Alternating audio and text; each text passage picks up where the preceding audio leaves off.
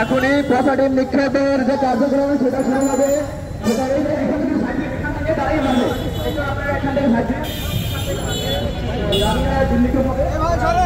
এবার ফোন নিচে করে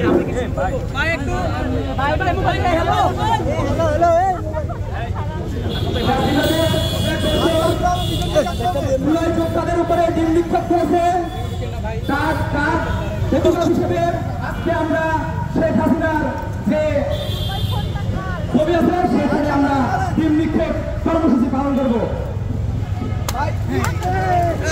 এই বাংলায় হবে না, এই বাংলায় হবে না, আওয়ামী লীগের ঠিকানা এই বাংলায় হবে না, আওয়ামী লীগের ঠিকানা এই বাংলায় হবে না।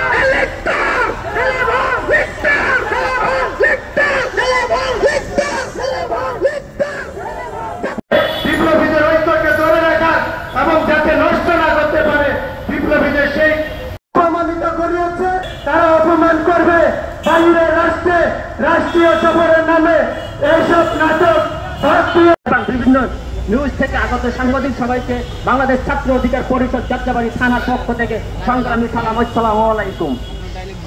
আমরা সকলে অবগতি আছে যে গতকালকে দেখেছেন নিউইয়র্কের বিমানবন্দরে কিভাবে জুলাই যোদ্ধাদের উপর আক্রমণ চালিয়েছে এবং ডিম নিক্ষেপ করেছে এবং বিচ্ছিন্নভাবে গালিগালাজ করা হয়েছে। আমরা দেখেছি কিছুদিন আগে ডিম শুধু বাংলাদেশে আদালত চত্বরে, এখন ডিম আদালত চত্বরে নাই, দেশের গণ্ডি ফিরে এখন আন্তর্জাতিক লেভেল তার অনেক ভূমিকা রয়েছে।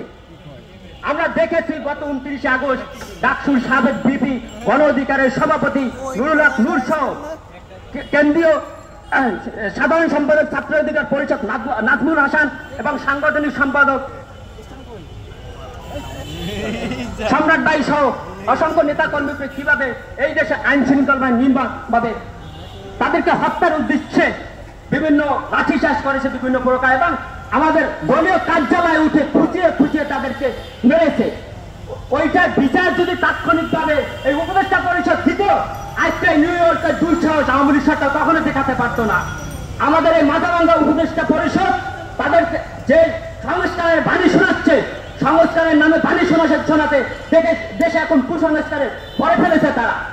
আমরা দেখেছি যেমন বিচার বহির্ভূত বিভিন্ন হত্যাকাণ্ড হচ্ছে, সেখানে তাদের কোনো ভূমিকা নাই। স্বরাষ্ট্র উপদেষ্টা জাহাঙ্গীর আলম দেখেছি বিভিন্ন জায়গায় তাদের একটা সাংবাদিকের বহন নিয়ে যায়, তাকে বলতে শুনি যে বাবু তুমি খেয়েছো কিনা, তোমার ঠিক বাঁকা হয়েছে, তোমার স্বামী দেশে না বিদেশে, তুমি কয় টাকা বেতন পাও, বাড়ি কয় টাকা পাঠিয়েছো, এটা শোনার জন্য তাকে উপদেষ্টা পরিষদে বসানো হয়নি। আমরা জানতে চাই আপনার কাছ থেকে এই উপদেষ্টা পরিষদে বসে আইন শৃঙ্খলা বাহিনীর কত টাকা জেলে সাজিয়েছেন জাতির সামনে স্পষ্ট করেন। এই উপদেষ্টা পরিষদ জুলাই যোদ্ধাদেরকে লাল কার্ড দেখিয়েছে। আমরা বলতে চাই যাদের রক্তের বিনিময়ে তাদের বিনিময়ে উপদেষ্টা পরিষদে বসিয়েছে তাদের সাথে লাল কার্ড দেখিয়ে চোখ রাঙিয়ে কথা বলবেন না। এই দেশের স্বৈরাচার আমরা হটিয়েছি 36 দিনে, আপনাদেরকে হটিতে হঠাৎ আমাদের 36 মিনিট সময় লাগবে না। সেই বাংলা সিনেমার ডায়লগের মতো আমরা বলে দিতে চাই, চুটিয়ে পাশা লাল করে দেবো, রুমনামি বের করে দেবো ছাত্র সমাজের সাথে মস্করা করলে। এখনো সময় আছে, আপনারা আপনাদের ভুল করে সরিয়ে আইনের শাসন কায়েম করুন এবং জুলাই সহযোদ্ধাদের উপরে যে নির্মম তাদেরকে লাঠিচার্জ করা হয়েছে বিভিন্ন প্রতিবন্ধক আওয়ামী লীগ সরকার দুঃশাসন তাদের নেতাকর্মীরা চালিয়েছে, সেটা তাদেরকে আইনের আওতায় এনে নিয়ে বিচার কার্যক্রম আপনারা কার্যকর করেন। বিচার বহির্ভূত এইরকম ঘটনা চলতে থাকলে দেশে কখনোই আপনারা দেশের সংস্কার না করে একটা নির্বাচনের রোডম্যাপ ঘোষণা করে দিয়েছেন ফেব্রুয়ারিতে।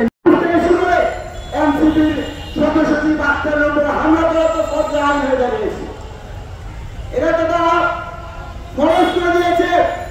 আমরা অন্তর্বর্তীকালীন সরকারের প্রতি জানতে চাই, আপনি যাদের রক্তের উপর দাঁড়িয়ে অন্তর্বর্তীকালীন সরকারের প্রধান হয়েছে সেই শহীদদের সাথে আপনার রক্তের সাথে মেলায় করেছে, যে জাতীয় বাহিনীকে আপনারা পাহাড়ের ভূমিকা অনুষ্ঠিত হয়েছে।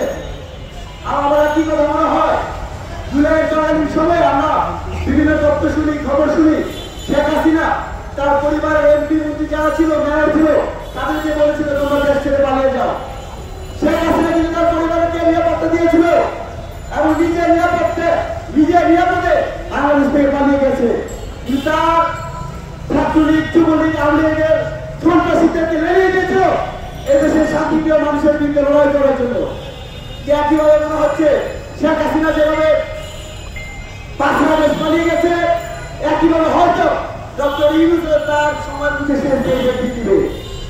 কিন্তু এই যে উপদেষ্টা পরিষদ তারাও সেম আছে, কিন্তু অভ্যুত্থানের শক্তি, আত্মার অভ্যুত্থানের শক্তি বারবার বিচারিত হচ্ছে।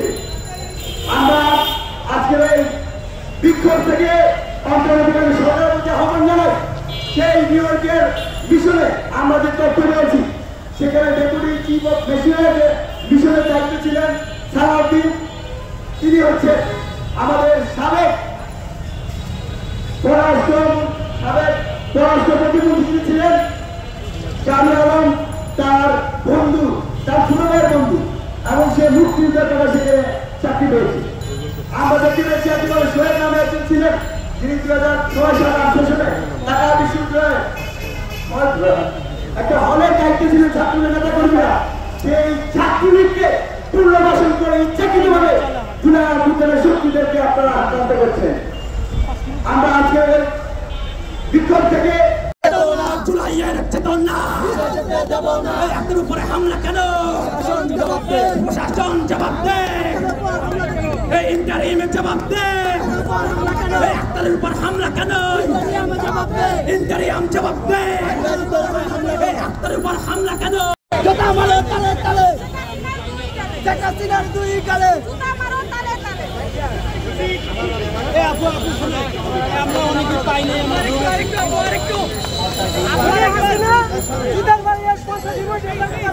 যতদিন থাকে ইন্ডিয়া থেকে এলে তার বিচার না করা হবে, ততদিন বাংলাদেশের প্রতিটি অলিতে এরকম জুতার মালা ঝুলিয়ে তার গায়ে তাকে জুতা নিক্ষেপ করা হবে। ধন্যবাদ।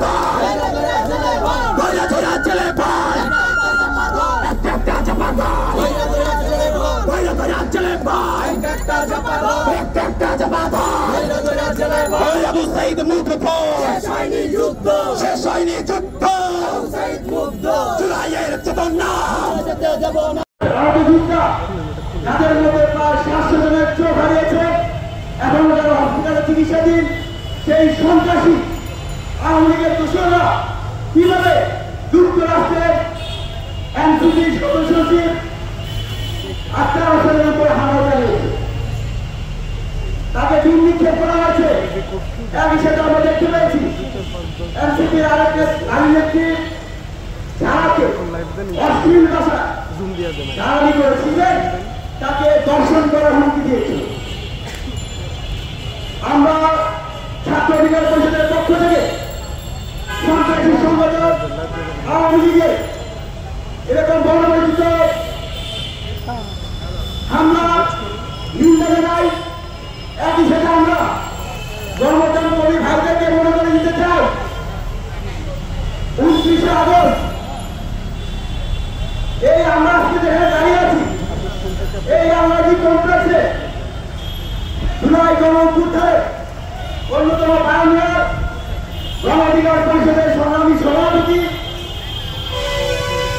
জাতির সাবেক নীতি নূর, ছাত্র অধিকার পরিষদের সাধারণ সম্পাদক আমিন আবু হাসিম সহ আমাদের নেতা কর্মীদের উপর বেশিরভাগ নির্মূলের কথা বলতে গিয়ে আওয়ামী লীগের সবচেয়ে বড় দোষর চাকর বলা যায়, সেই জাতীয় পার্টির রাজনীতি কর্মকাণ্ড নিষিদ্ধের দাবি করার কারণে, যার নামে বৈষম্যবিরোধী ছাত্র আন্দোলন চলে গেলে দুটি পরিবার শহীদ করার কারণে হত্যার মামলা দায়ের করা হয়েছে। সেই জিএম তাদের জাতীয় পার্টি নিষিদ্ধের দাবি করার কারণে আপনারা দেখেছেন সেনাবাহিনীর মধ্যে থেকে যারা দেশপ্রেমিক অংশ ছিল তারা জুলাই অভ্যুত্থানের শক্তি হিসেবে দাঁড়িয়েছে, কিন্তু যারা আওয়ামী লীগের সুবিধাবাদী সেনাবাহিনীর সেই অংশ আমাদের উপর জুলাই কর্মসূচিতে হামলা চালিয়েছিল। সেই হামলা আজকে প্রায় অধিকার পরিষদ কেন্দ্রীয় কমিটির সাধারণ সম্পাদক মোহাম্মদ নাজমুল হাসান ভাই এর উপর যে বর্বর হামলা হয়েছে সেটা আপনারা দেখছেন। সে তার মেরুদণ্ডের একটি হাড় এখনো সুস্থ হয়নি, সে মেরুদণ্ডের হাড় চির ধরেছে, তার সে এখনো রেস্টে আছে। অবিলম্বে এই 29 আগস্টের হামলা যারা জড়িত তাদেরকে গ্রেপ্তার করতে হবে। এখন আমাদের মাঝে বক্তব্য রাখবেন যাত্রাবাড়ি থানার সাবেক সহসভাপতি মোহাম্মদ নোবেল ভাইকে বক্তব্য রাখার অনুরোধ করছি।